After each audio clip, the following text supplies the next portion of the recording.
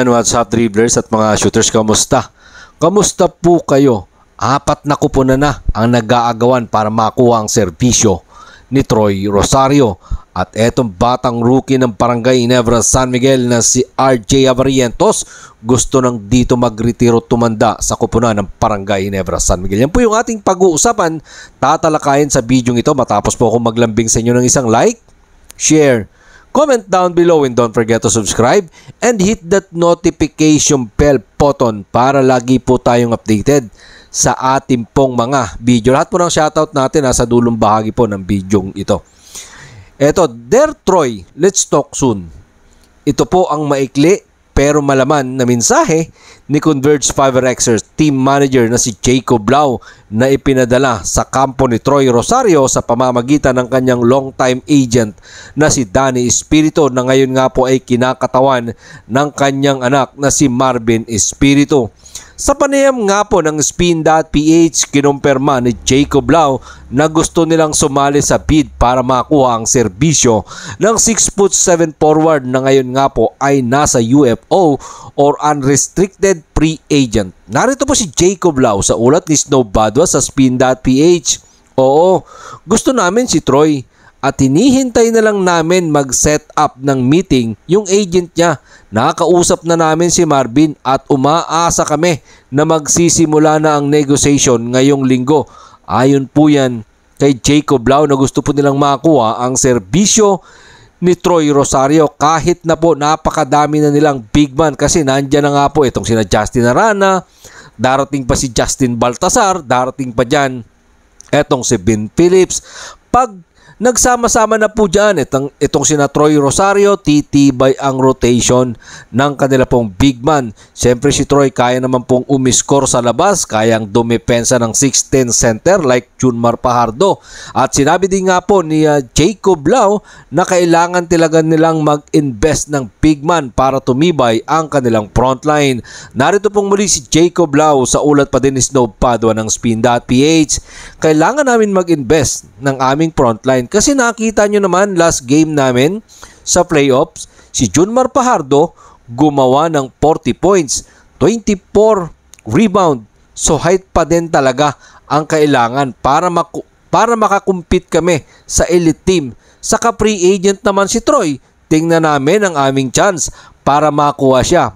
Bakit hindi kami mag-explore? Kung titingnan po natin ang naging pahayag naman ni Troy Rosario, na gusto po ni Troy ma-secure ang kanya pong family. Gusto din po ni Troy na mag-champion. Kayo mga shooters, kung kayo ang tatanungin, dito ba si Troy pupunta sa Converge Fiverexers? Kaya bang mag-champion ng kanyang koponan na itong Converge Fiverexers? Opinion po natin mga shooters ha.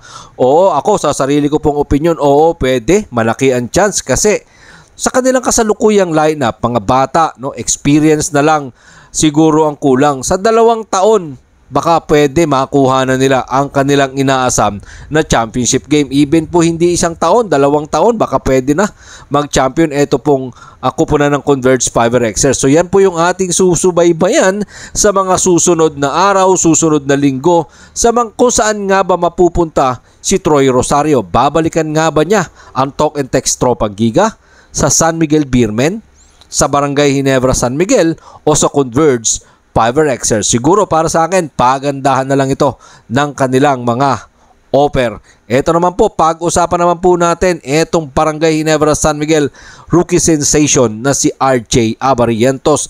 Gusto nga po sa Ginebra na po siya tumanda. Sa kanya pong unang taon dito sa PBA, sa kasalukuyang PBA Governors Cup, unang laro po ni RJ, hindi po ganun kaganda mga shooters. Ang naging performance na ito pong batang Abarientos laban sa Rain or Shine, Elasto Painters, dyan po sa loob ng Candon City Arena. Pero sa mga sumunod na laro, gumanda na naging performance ng batang Abarientos. Sa kanya nga pong unang season dito sa PBA, ay talagang paganda mula doon sa hindi maganda. Paganda ng paganda ang kanyang naging performance, at maganda rin naman ang kultura at disiplina ng kanya pong kuponan na nag-drop po sa kanya. Una, May mahusay po siyang coach na naandyan. Siyempre Coach Tim Cone yata yan. At may mga veteranong naggagabay sa kanya. Nandyan po itong sina L.A. Tenorio, Scotty Thompson, Japet Aguilar at ang kanilang resident import na si Justin Brownlee. At kamakailan nga lang dumating pa etong si Joe Devance. Sa kabila nga po ng kanyang malawak na karanasan sa iba't ibang bansa, dahil alam naman po natin nakapaglaro na siya sa Korean Basketball League, sa Japan B-League, pero syempre hindi pa din sapat yung mga bagay na yan. Gusto pa din ni RJ Abarrientos na marami pa siyang matutunan at dapat matutunan tungkol sa pagiging isang mahusay na basketball player. At sobrang pasalamat nga po ni RJ Abarrientos dahil dito siya napunta sa Barangay Ginebra, San Miguel. Narito po si RJ Abarrientos sa ulat ni Kate Reyes ng Spin.ph.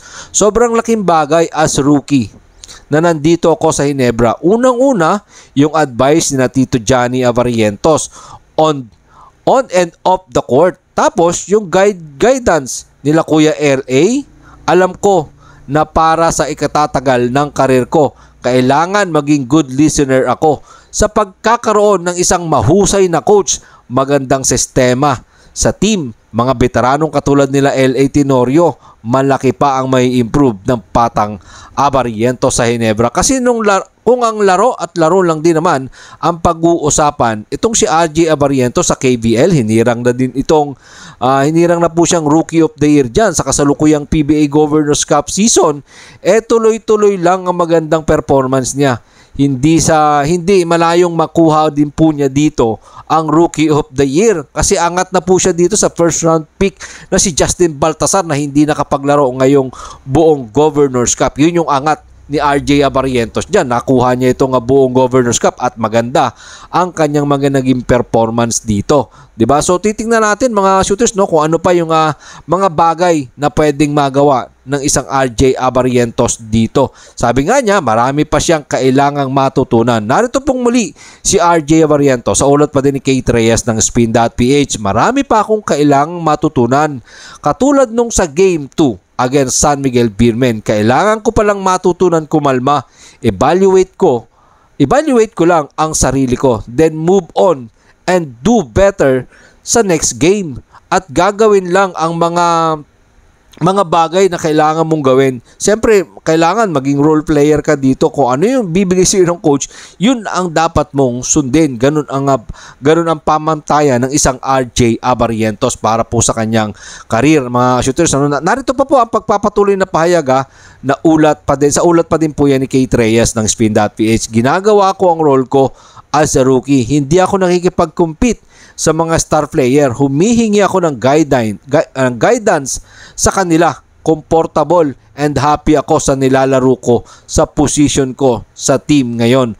Maraming room to grow. For sure, nakikita ko sarili ko growing old dito sana. Alam kong tatagal ako dito kasi marami pa akong matututunan. At yan nga po ang sinabi ng batang RJ Abarrientos para dito sa kanyang kupunan na Barangay Ginebra, San Miguel. At sa tingin natin mga shooters, no, ako sa akin palagay, etong RJ Abarrientos with L.A. Tenorio, with Coach Tim Cone, 2 years from now, yung RJ Abarrientos pwede nang masasabi nating veterano dito at panakuha niya po itong Rookie of the Year ngayon. Malamang sa malamang titikas pa at titibay ang laro ng isang RJ Abarrientos. Maraming salamat po sa inyong panonood. Naman po ang inyong maging opinion. Pag-usapan po natin yan dyan sa comment section. Ingatin, God bless everyone. At John, pero bago po natin tapusin ang ating pong video, shoutout po kina